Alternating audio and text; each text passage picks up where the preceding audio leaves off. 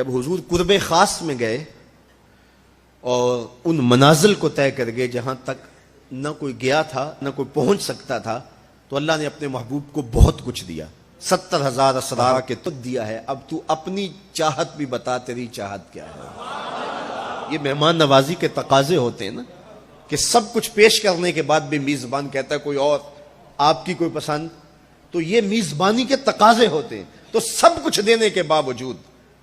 جھولی میں ہر چیز ڈال دینے کے بعد کہا بما اشرفک یا احمد، پیارے بتائیے آپ کو کیا دیا جائے۔ اب پھر حضور کی ڈیمانڈ دیکھیے، حضور نے مانگا کیا۔ کسی شخص کو دیکھنا ہو کہ وہ کہاں کھڑا ہے، اس کو آپ اختیار دے دیجئے گا، پھر پتہ چل جائے گا وہ کتنے پانی میں ہے۔ آپ مجھ سے پوچھتے ہیں کہ مانگیے، کیا مانگتے ہو؟ تو میں کہوں مجھے پانی دو تو آپ سمجھیں گے پیاسا ہے، میں کہوں کھانا دو آپ سمجھیں گے بھوکا ہے، میں کہوں گا میرے نام کے نعرے لگاؤ آپ کہیں گے شہرت کا متلاشی ہے، میں کہوں گا اٹھو اور میرے اوپر پیسے لوٹاؤ میں اتنی اچھی تقریر کر رہا ہوں، تو آپ کہیں گے یہ تو بیچارہ غربت کا مارا ہوا ہے، اس کے اندر کی ابھی بھوک گئی نہیں ہے۔ تو کسی شخص کے ظرف کا پتہ لگانا ہو تو اس کو اختیار دے دیجئے مانگ کیا مانگتا ہے۔ اور مانگنے والے جب کوئی کمال چیز مانگ لیں، وہ کیا کسی نے کہا نا میرے سوال کی عظمت تو دیکھ ہے ساقی، میرے سوال کی عظمت کھڑا ہے۔ اب حضور کو اختیار دیا جاتا ہے محبوب مانگیے کیا مانگتے، مال و زر مانگا، دولت مانگی، یہ تو قدموں میں رلتے تھے، حضور آنکھ اٹھا کے نہیں دیکھتے تھے،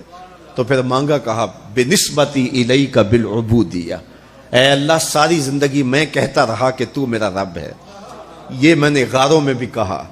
یہ میں نے پہاڑوں پہ بھی کہا، طائف کے بازاروں میں بھی کہا، مکے کی گلیوں میں بھی کہا، برستے پتھروں کے سائے میں بھی کہا، میرے سر انور پہ اوجری ڈالی جاتی رہی، میں نے سر نہیں اٹھایا اور کہا کہ تو میرا رب ہے، ساری زندگی میں نے کہا کہ تو میرا رب ہے، آج تو بھی تو کہہ دے کہ تو میرا بندہ ہے، مجھے عبد کہہ کے پکار دے۔ ملا جیون علیہ رحمہ فرماتے، امام راضی بھی لکھتے ہیں کہ یہ حضور کا پسند فرمودہ ہے، تو پھر اللہ نے جب بھی واقعہ معراج کی حکایت کی تو لفظ عبد سے جو ہے وہ بات کی، سبحان الذی اسری بعبدہ، اور وہاں بھی سورہ نجم کے اندر بھی فرمایا فَأَوْحَى إِلَىٰ عَبْدِهِ مَا أَوْحَى، تو یہ محبوب کی چاہت پر ہے۔ اور پھر عبدیت کا بندے کی طرف سے جو اظہار ہوگا اس کے لیے پھر 50 نمازوں کا تحفہ دے دیا کہ میرے بندے تو پکارتا رہے اور مجھے رب کہہ کے پکارتا رہا، میں تجھے لبیک یا عبدی کہہ کے پکارتا رہا۔ اور وہ 50 نمازیں پھر 5 نمازوں کی صورت کے اندر باقی رہیں۔ اللہ کی باتیں بدلتی نہیں ہیں، جو ایک نیکی کرے 10 کا ثواب ملتا ہے، پڑھو گے 5 ثواب 50 کا ہی ملے گا، اس لیے کہ اس کی باتیں تبدیل نہیں ہوتی۔ اور یہ تحفہ ہے، حضرت موسیٰ نے تو عرض کیا تھا کہ ایک بار اور جائیے، لیکن میرے حضور نے کہا تھا مجھے اپنے رب سے حیا آتی ہے۔ عادت باری یہ تھی نا، ہر بار 5 نمازیں معاف ہوتی تھی، اب بھی جاتے تو 5 نمازیں معاف ہو جاتی، لیکن کہا کہ مجھے اپنے رب سے حیا آتی ہے۔ اب امت کو کیا حیا نہیں کرنی چاہیے کہ 5 نمازیں امت کے لیے رہ گئی، ثواب 50 کا ہی ملے گا، اور معراج کا خاص تحفہ لے کر آئے اور کہا کہ صلاۃ و معراج المومنین، یہ مومن کا معراج ہے،